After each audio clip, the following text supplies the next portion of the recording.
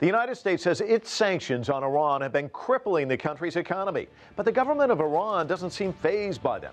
Is time running out on the West's showdown with Iran? I'm Mike Walter in Washington, D.C., and this is The Heat.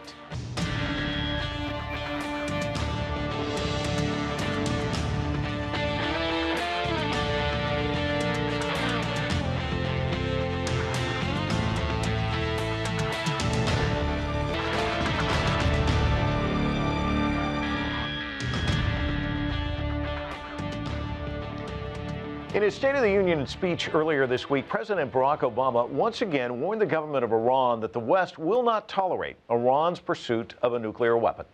The leaders of Iran must recognize that now's the time for a diplomatic solution, because a coalition stands united in demanding that they meet their obligations, and we will do what is necessary to prevent them from getting a nuclear weapon. But Iran remains defiant, and just hours after President Obama's speech, Iranian officials announced the installation of new centrifuges for enriching high-grade uranium at the country's main nuclear facility. So much for ultimatums from U.S. presidents. So is a nuclear-armed Iran unavoidable? What options are left for the U.S. and its European allies? Joining me now to offer his insights is Prince Reza Pahlavi. He's the son of Iran's last Shah, the late Mohammad Reza Pahlavi. And he is also one of the most prominent voices of the Iranian opposition. Prince Reza, thank you for coming in and joining us here on The Heat. We just heard President Obama. I want to get your reaction to that, but something that was kind of a little different. Normally when there's a statement by the President of the United States in a State of the Union address like this, it's followed by a pledge to support the Iranian people in gaining freedom and democracy in the country. We didn't hear that in this speech this week. Does this signal a shift in the U.S. and its policy towards Iran, do you think? Are we reading too much into this, or what are your thoughts?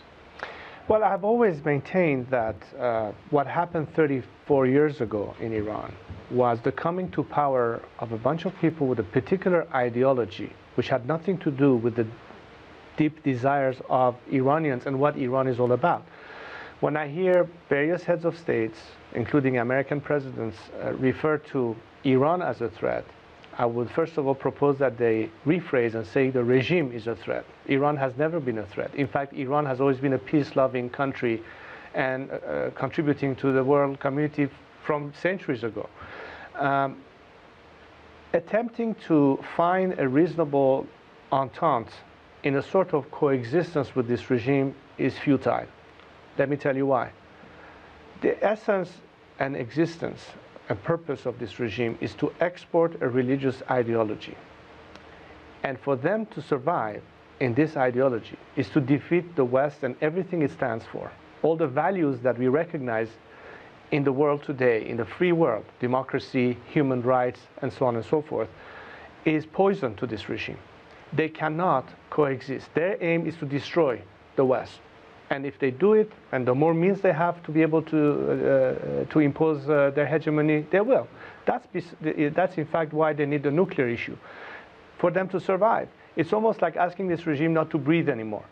They need that. It's part of their entire game plan. So insisting on diplomacy is a waste of time. You say nothing has changed. Would you say that about the United States' policy too? I mean, it seems as though sanctions seem to be the effort the United States takes to apply pressure.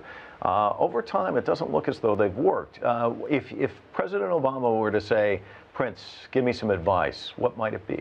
Well, my first word, not just to the United States government, but to many foreign governments that have been part of this package of economic sanctions to bring pressure on Iran, is that the entire premise, again, is faulty.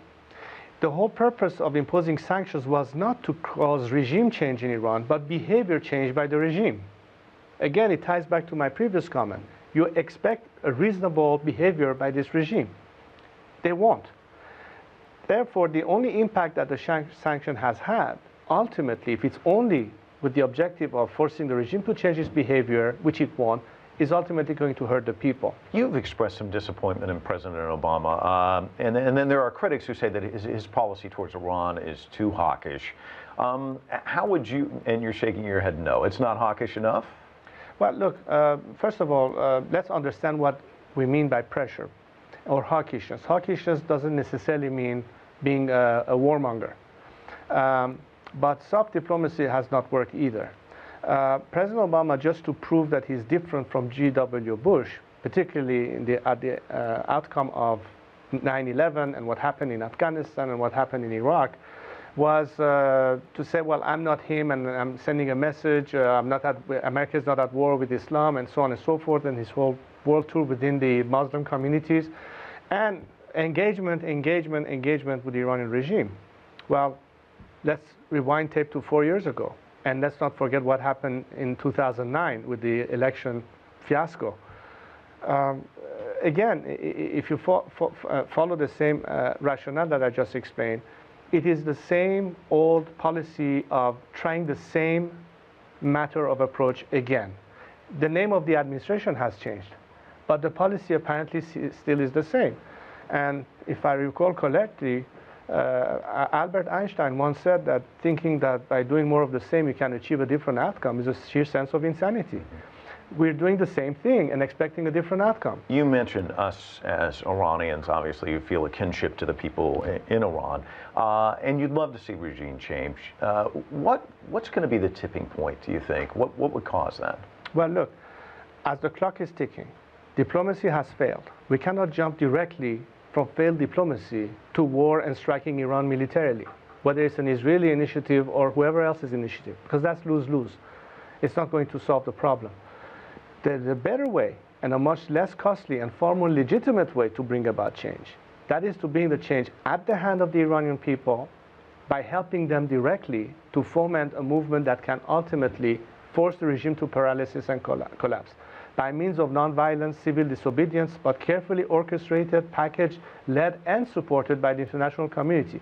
You do the math. It's going to cost much less. It will not be a scenario of conflict and war. It will not be a threat to the regional stability. And the outcome, most importantly, will resolve in one shot several problems. The problems you have with proliferation, the problem you have with terrorism and radicalism, the peace process between the Israelis and the Palestinians, and many other issues that ultimately could bring our region to real stability. But the will has to be there. So I think if that decision which is yet to be made, is made in time, we can in fact avoid a scenario of conflict. But that window is tight. Therefore, action needs to be taken now.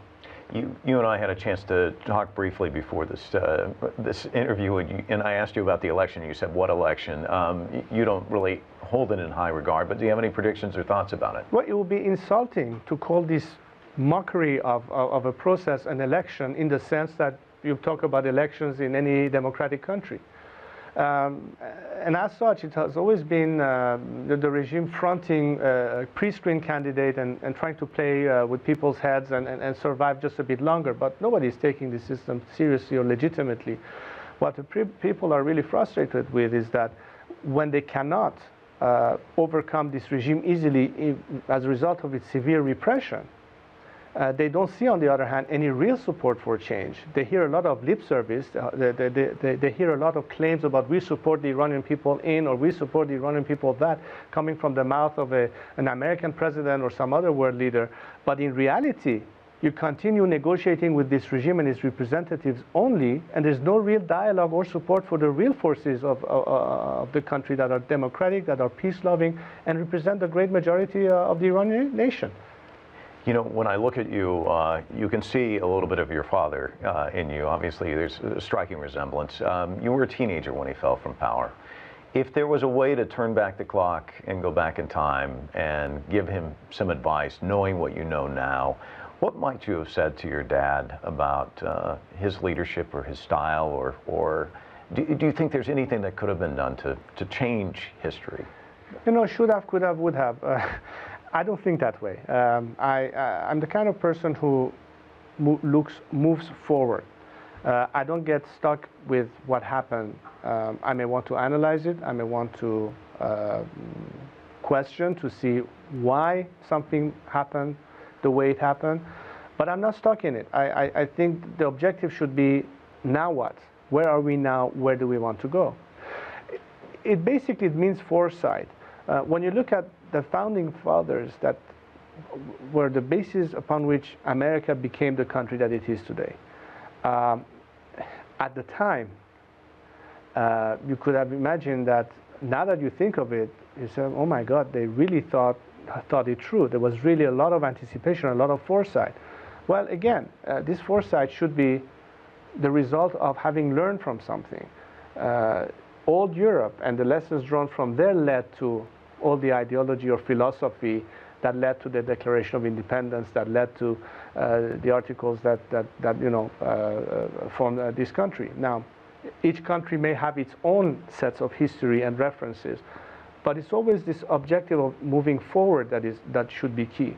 Learn from the past and move forward. That, I think, is the most obvious lesson. And today, in this world of communication, you can reach millions of people instantaneously, as opposed to what it was 200 years ago or even 50 years ago in Iran. Well, speaking of moving forward, unfortunately we have to. Prince Reza, thank you so much for joining us. Thank you for having me on your program. When we come back, The View from Tehran. That's coming up in just a few moments. Stay with us.